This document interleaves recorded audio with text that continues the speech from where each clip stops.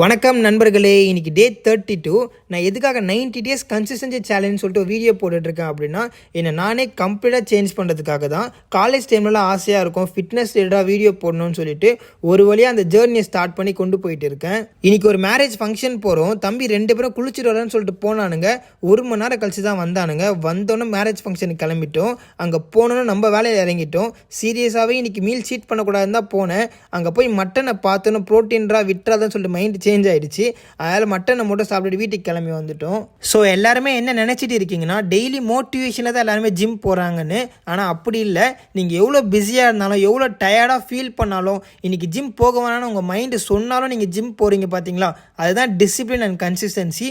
So மோட்டிவேஷனுக்காக wait பண்ணாமல் action எடுத்து ஸ்டார்ட் பண்ணுங்கள்.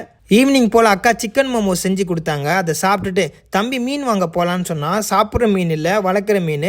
கடைக்கு போயிட்டு மீனெல்லாம் பார்த்துட்டு வீட்டுக்கு வந்து நாளைக்கு டேவை பிளான் பண்ணிவிட்டு 3rd மீலை சாப்பிட்டுட்டு புக்கை படிச்சுட்டு நாள் 32 முடிச்சுக்கிறேன் நண்பர்களே.